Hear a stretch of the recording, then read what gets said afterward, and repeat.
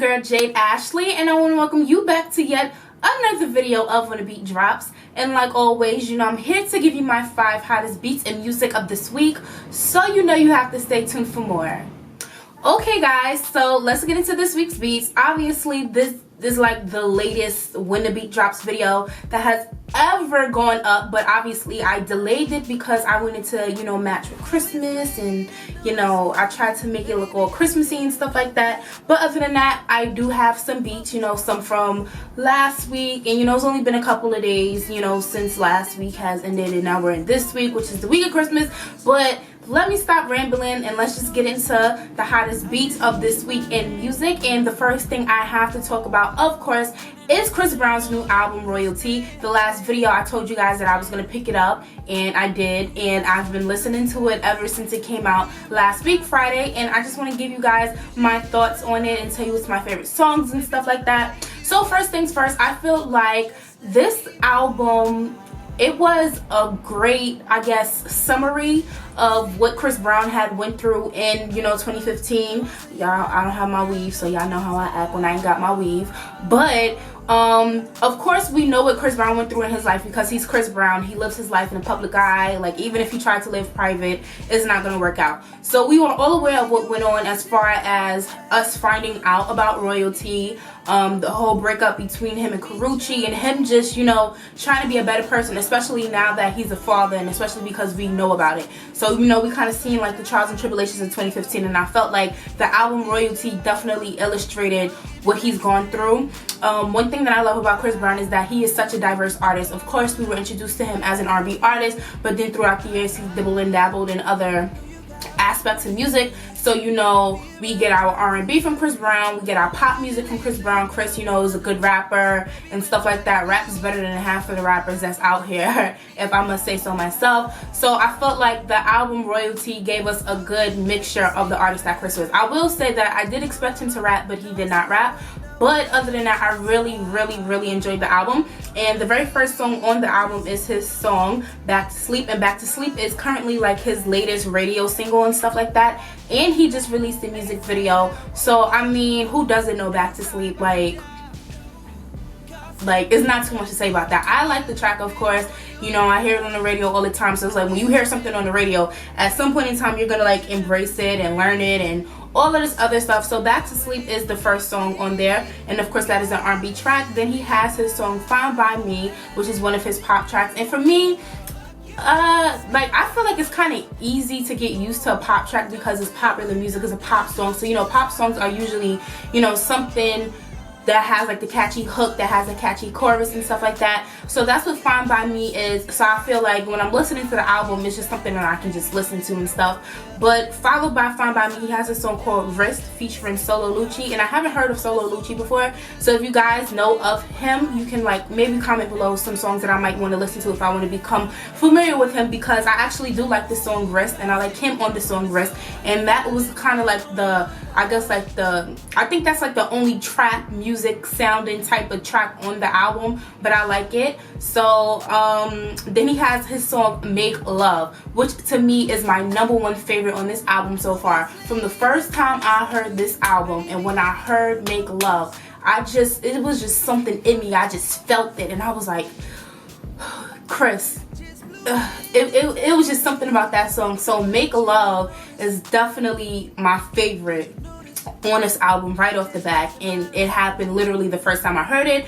Then he has his song Liquor, and we know that song. We saw the music video, and then the song Zero. And if you see the music video to Liquor, it kind of segues into Zero. So Liquor and Zero, some songs that's been out for a minute now that we've heard of. And one thing that I actually forgot to mention is that the week leading up to the album's release, he had teamed up with Music Choice, I believe, and each day a music video was dropping up until the release of Royalty. So he has like tons and tons of music videos to go with the music from this album already out. And following Zero is his song Anyway, and Anyway was actually one of the songs that was released, or the music video to one of the songs that was released for leading up to Royalty. And I actually like that music video, and I feel like the music video made me kind of like this song as well. So when that came out, I was like, oh, I already know this song. And the song actually features Taylor Parks. Taylor Parks. And if you guys know of it's like this dark skinned model. He has like a nice body, all chocolatey and stuff like that. I don't know his name, but I'll insert a picture of him. He was actually in the music video for it anyway, so I thought that was pretty dope. Other than that, he has his 8th song, which is Picture Me Rolling. Now, Picture Me Rolling, it gives you like that real West Coast, you know, laid back, chill type of vibe. And that also has a music video to it as well. And then that one, it has like this big house party. I remember seeing A$AP Rocky and a couple of other faces and stuff like that. So that's another fun song. Who's Gonna Be Nobody. So Chris, he was channeling his inner Keith Sweat, you know, and he kind of like, you know, sampled the whole nobody part with this song. So of course that is an R&B song, real sexy, you know, real something for you to vibe to. So I kind of like how he brought that 90s vibe to 2015 with this album with that song.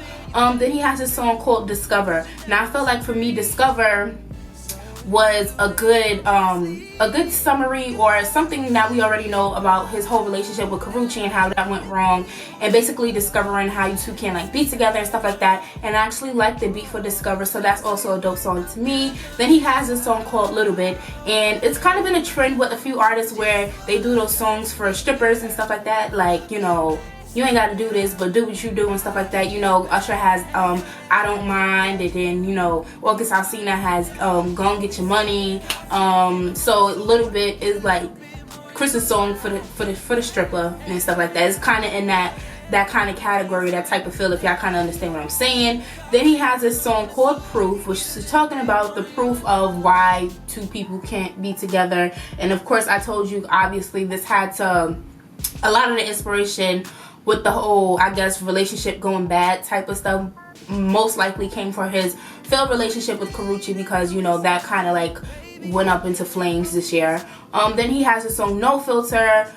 I'm sure we all follow Chris on social media, so we know he does not have no filter whatsoever. And then the sweetest song ever, Little More Royalty, which is of course is about his baby girl Royalty, and the music video for that song released the day of the album coming out. So you just got to see them react, and he's just saying that I want a little bit more of you to love. And it's just something about Chris being a dad now. I just kind of like that, because we know that he's a dad, and because he's aware of him being a dad, you see him trying to be a better him, to be a better Chris Brown and stuff like that. So Little More is obviously a sweet song. The video is sweet. Royalty is so cute. Look, she looks just like her dad. So the first time I saw her, like when everybody was like, oh, Chris got a baby, and you know, hoes be hoes out here, so we didn't know if like she was his or not. But when I saw her, I was like, nah, that's Chris' baby. He don't even have to say it. That is his child, because she looks like him.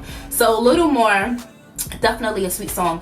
And I have the deluxe version, so I would imagine if it's like the regular album, that Little More Royalty would be the final song. But there is 4 more songs after that, and because I said I have the deluxe version. So there's a song called Day One, which is basically talking about your day one friends and stuff like that. Blow It in the Wind. And then there's a song called K. Now, a lot of people thought that the K song was Chris kind of like bashing Karrueche and stuff like that. But from listening to the song, I kind of feel like Chris is kind of singing from Karrueche's type of point of view, and probably what she thought of him and the things that she was saying about him as their relationship kind of spiraled down for like the umpteenth time this year.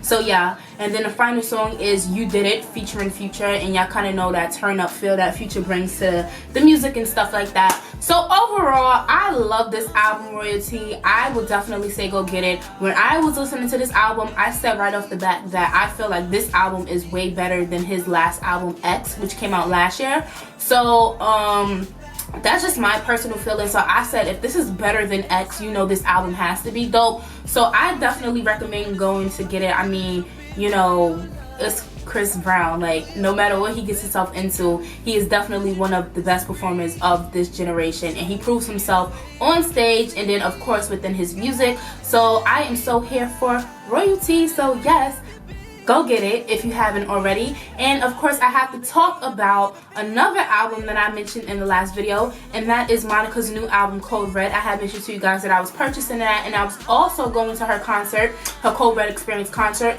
So last week, what was that? That was December 13th, I believe. It was a Sunday. I went to her Cold Red Experience tour with my friend Tiana, and that was actually the last show of the tour. So I was so excited because this is literally was my first time seeing Monica. She's definitely someone I look up to musically, and I also look up to how she lives her life as a person. Like, she's just so positive. And her first album came out the year I was born, so like she's been in the game basically my entire life, so obviously I look up to her. She has like so many hits, so I'm so excited to see, like, I was really that excited to see Monica. And of course I said I was gonna get her album, so I want to talk about her album Cold Red. So I will say right off the bat that not every song on this album has stuck to me. And if you're here for, like, you know how we said we missed 90s R&B, like that old R&B, so I feel like Monica definitely brings, you know, old R&B into 2015, because I feel like there's definitely a difference between R&B from that era and then R&B to this era. But obviously Monica is still around, so you know, she, you know, released this like the Cold Red of, you know, R&B is in a state of emergency. You know, a lot of artists basically that kind of, you know, put their foot forward and, you know, left their mark within the industry to inspire some of the R&B artists today. You know, they kind of feel like R&B is in a state of emergency, so that's where the whole Cold Red came from. So I'm gonna stop yapping and just, you know, get into some of the songs. So the opening track is the title track, which is Cold Red, which features Missy Elliott and her daughter, my little cousin, because y'all know I call Monica my aunt, her daughter Leia. And basically that was just like to introduce like the whole Cold Red scenery that's going on, or the whole Cold Red vibe that's going on with this album. And it's an up-tempo dance track and stuff like that, which is pretty cool. And that was actually the first song she came out to when she came out at the show, which makes it obvious because Cold Red Experience, so you know, you gotta introduce it. Yeah.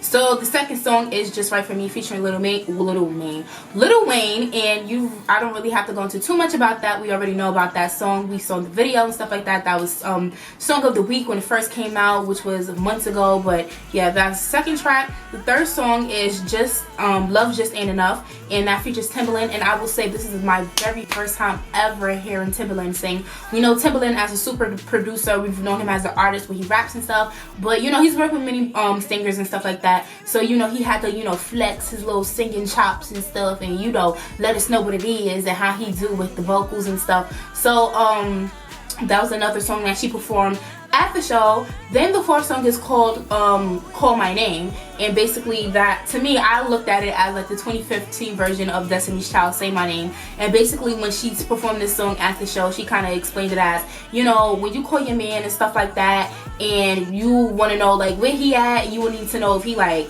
somewhere or what people he needs to be. She's like, call my name, say my name. And if he can't say your name, obviously he was somebody he not supposed to be with, or he's somewhere where he not supposed to be and stuff like that. So basically that's what that song is about. And then the next song is I Know, and basically that's just about like being in love and stuff like that. She performed that song at the show as well, and when she performed that song, she had like her wedding footage and photos and stuff like that from her and Uncle Shannon's wedding. So, you know, something real sweet and mellow and soft and stuff that you can like, not, I don't say like not vibe out to, because you know you be vibing and stuff, but you know, just like real subtle basically. So then she has a song called All Men Lie featuring Timbaland, and then followed by that she has a song called Deep, which is definitely one of my favorites as well. Just basically about loving someone deeply. So I love that song. Like I said, it just gives you like that R&B type of vibe with some of these songs, and Deep is definitely one of those songs that gives you like that R&B type of vibe. And then the next song is Hustle Is Ambition, and this is a song that I actually known about before the album like actually came out, weeks before. So I already had been sold on this song, and that features Akon. And Hustle Is Ambition is basically about hustling and doing what you gotta do for your family. Another slow song, but I definitely love it. So I would say if you get this album, definitely check out that track. And then the ninth song, which is my favorite song out of them all, is Alone in Your Heart, cause you ain't nobody else's. She was singing that song with Uncle Shannon, and he was singing it back to her and stuff like that. So I absolutely love that song. So I said Hustle Is the Ambition, but also you have to check out Alone in Your Heart, because that's for a fact one of my, like, that already made like my playlist that I have of all my songs that I love. That's already on that playlist. So then she has her song Sugar, which is another up-tempo song, and then she has her song Oceans of Tears, which is another R&B, like real R&B type of song. She has a song called I Miss Music, where she kind of, you know, names multiple artists, where she talks about Whitney, she names Lauryn Hill, she names Biggie, Tupac. Like, she just names a lot of,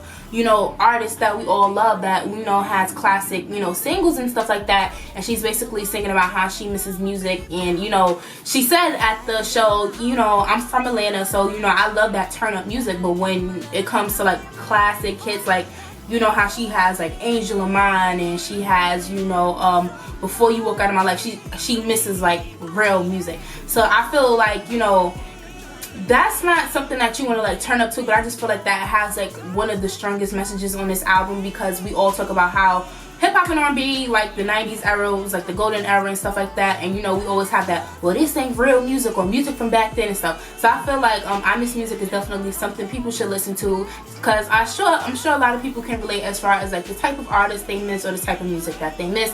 And the last, it's actually another song, Saints and Sinners, and then the last song is Anchor. So me personally, being a Monica fan, being like a real R&B fan, I definitely recommend that you get this album. You won't regret it. I mean, you can add it to your Monica catalog, you know, that's what I'm doing. So I'm here for Code Red, obviously. So it's just all about your musical preference, especially when it comes to R&B, because like I said, I feel like there's a difference between R&B from back then and a difference from R&B now and stuff like that. So Monica is just bringing who she is. She's not changing who she is to kind of fit in with now. So I'm here for it. I love it. But other than that, we will move on to my next beat of this week, and I have to talk about Love and Hip Hop New York. And because I kind of pushed this video back, I'm speaking off the strength of both the first and second episode. So I'm just going to read down some names, tell you about the people, that how I feel about the people and all of that other stuff. So first off the bat, I have to talk about Remy and Papoose, because Remy and Papoose was definitely a pushing force for me to even watch this season. And I had made it a beat a couple of months ago when they was announced as cast members for this season, and a lot of us were kind of worried, because we were like, oh my gosh, you know, Love and Hip Hop could turn ratchet, and we don't need that for Remy and Papoose, especially because she's still on probation and stuff like that. But they're honestly just being them. You know, Remy is getting back into, you know, being Remy Ma. She's been out for a year now. She was in jail for 6 years, and she's basically saying, I'm just trying to get back where I belong on them charts and stuff. And when the first episode came out, she released her new single, which features Yo Gotti and Rick Ross, and the music video is out now as well. And you know, she's just, you know, trying to get back where she wants to be musically.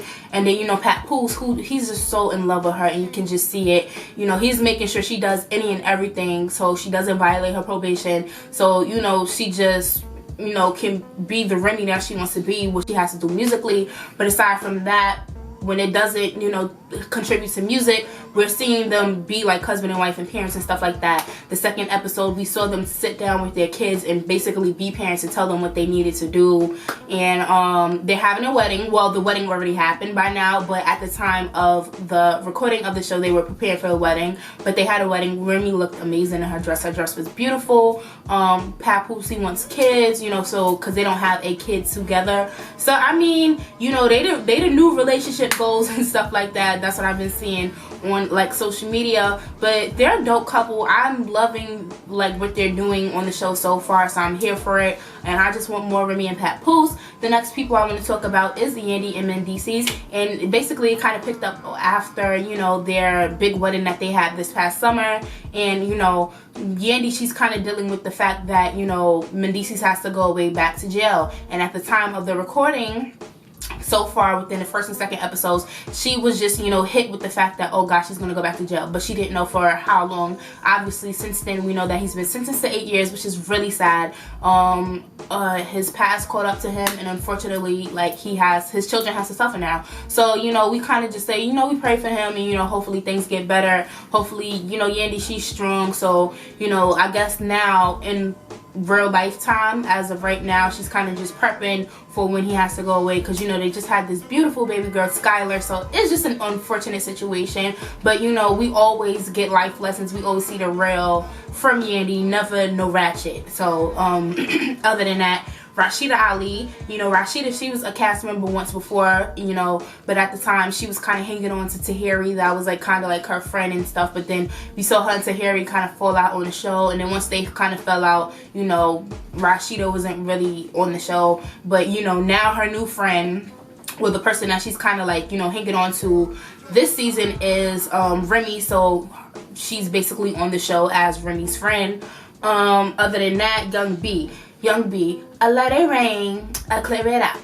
I let it rain, I clear it out. So I like Young B being on the show only because, of course, we know her for the chicken noodle soup, the whole Getting Light era, and that was a while ago. Like, we were still all kids when that came out, and now for all of us to like be grown and whatnot. So I'm here to see, or I'm excited to see, or I'm interested in seeing basically her journey to, like, you know, showing us that yes, that was then, this is now, and I'm here to, you know, be this big rap star. So I'm interested in her story and seeing what she does to prove herself and prove why she should be a relevant artist today. So I'm rooting for her, actually. I'm rooting for her. So I'm excited to see her journey. Mariah Lynn, I really don't have too much to say about her because she was only in the first episode, but basically she is a former hoe. That's what she said. Who turned into a rapper, and she actually, one of her songs is played on DJ Self's show on 105.1, and I actually heard it. So, and I'm kind of feeling the song. I don't know if I should feel bad, but you know, we'll see what's up with Mariah Lynn. She about to do her and be all over the place this upcoming season.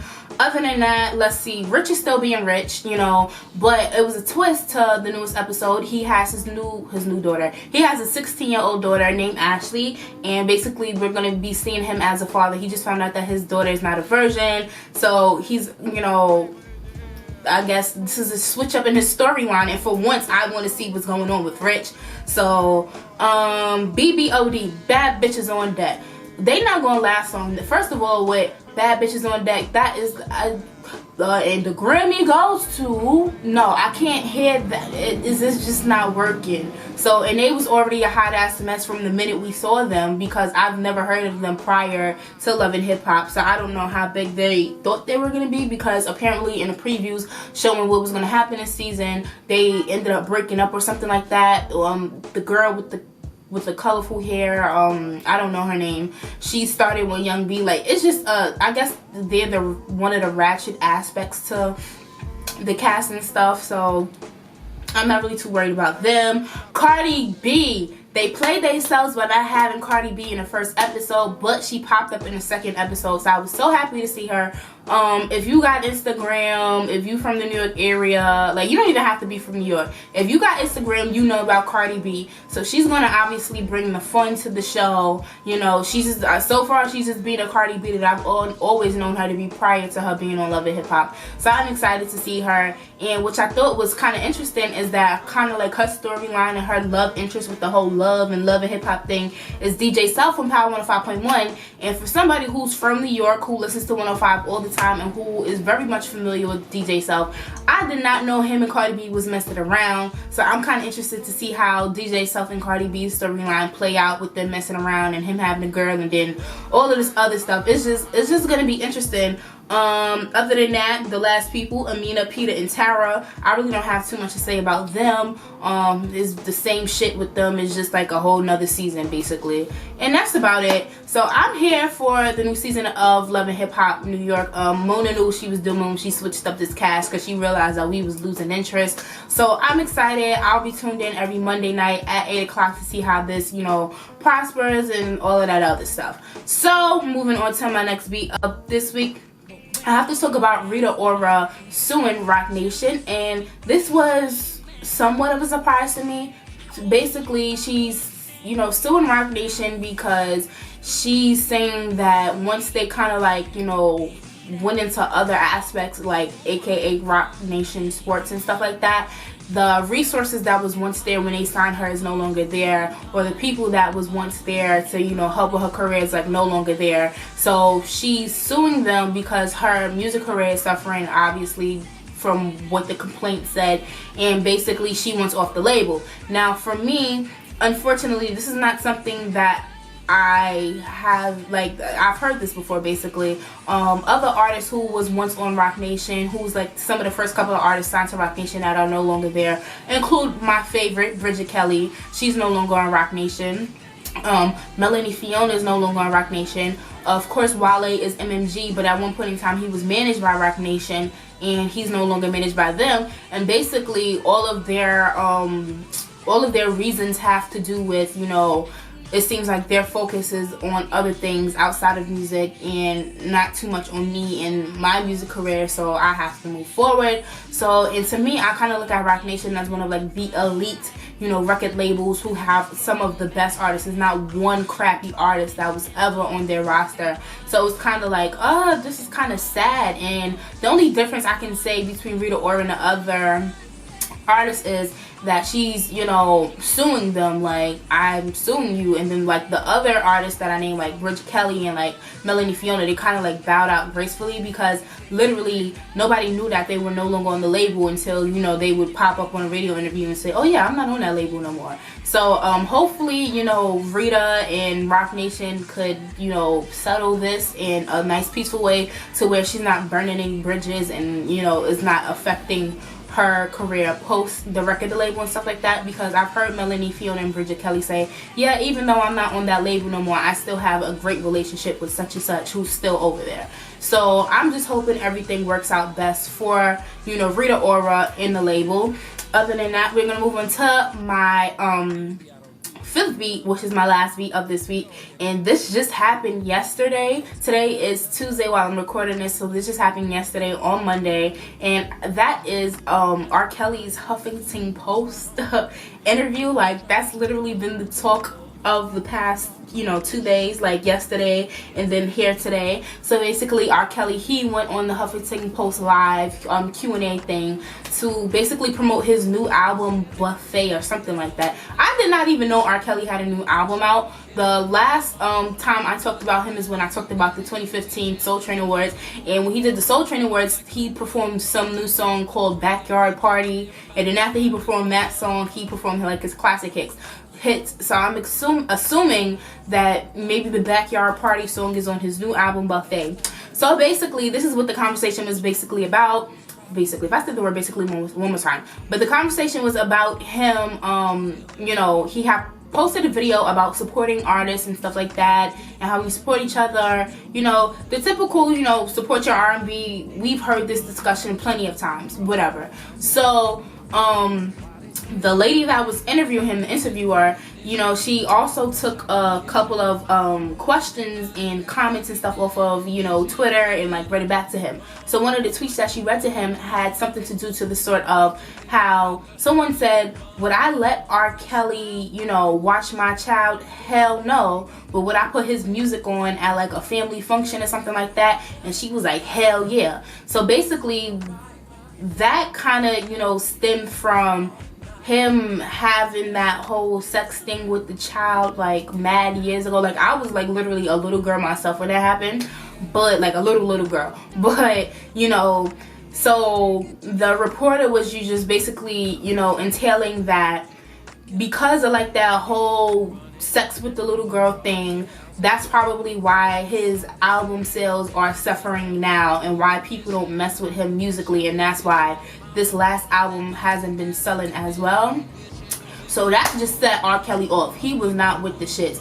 He was basically like, well, that's not what happened when I go to my shows. I sit there and I still pack out houses. I still do tours and stuff like that. And ain't nobody from my audience ever sit here and say to me that they not messing with me just because of that situation. He was like, that's in the past. Do not bring that negativity up to me right now. And he was like, if you say another negative comment, I swear I'm gonna get up, I'm gonna walk out of this interview, I'm gonna go to McDonald's, hopefully they got the McRib, I'm gonna go home to Chicago, I'm gonna be chilling. Like, he just was not with it. So then that kind of, they weren't arguing, but they were talking over one another, and he was trying to prove his point, she was trying to prove her point and stuff like that. And at the end of the day, her next question following the whole, you know, maybe your whole sex situation has something to do with your record sales suffering, she said, well, you know, a lot of your lyrics have to do with sex. So would you say, you know, like your sex life is pretty great? And, you know, he was just over it. He took the mic off. He got up and he walked out of the interview. Now, I will say that, of course, R. Kelly was judged with the whole situation that happened with the little girl back in the day. Like, any dummy would not, like, you know, we all, like, judged him for that.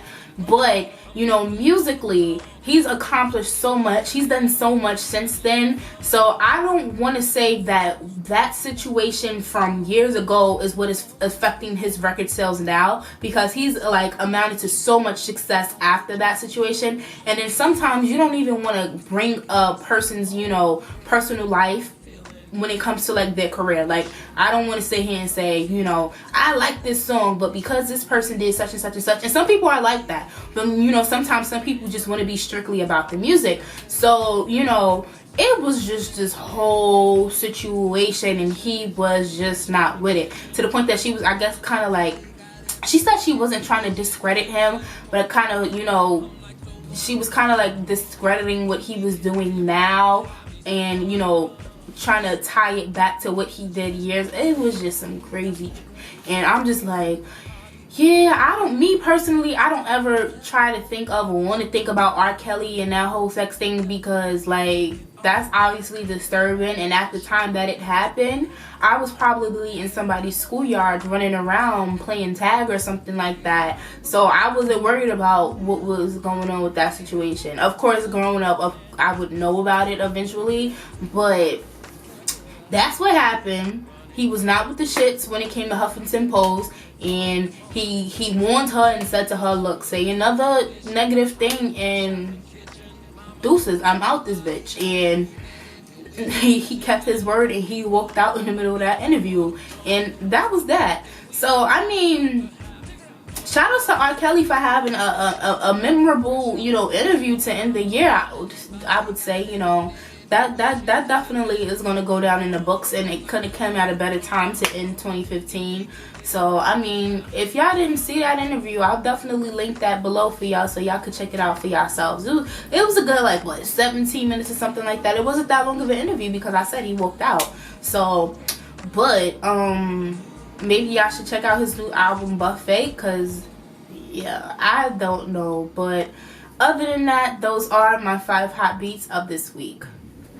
Okay guys, so you know I have to end every video by thanking you guys for tuning in this week, and also I have to remind you guys to comment, like, subscribe, and share. It will greatly be appreciated. I have one note to leave you guys with this week. So I have to let you guys know that this week on Christmas Day, Fabulous will be dropping the Young OG Project 2. If you guys remember last year Christmas, he dropped the first part, the Young OG Project, which was classic. And you guys know he just released his Summertime Shootout mixtape, which was amazing. So I have nothing but great expectations for this project. So I just want you guys to know that it will be available for download digitally. So if you guys get your music through iTunes like I do, or like Google Play, or however you download your music, be sure to cop it, because I will definitely be copping it myself. Other than that, I have to leave you with my song of the week, and obviously this is a Christmas video because this week is Christmas, so I felt it was only right that I make my song of the week this Christmas. And I want to do like the whole Chris Brown version, obviously. Speaking of Chris Brown, because he was my first beat of this week, and the movie This Christmas is actually one of my favorite Christmas movies, so I cannot wait to watch it sometime this week. I know somebody's going to be playing it, so that is my song of the week.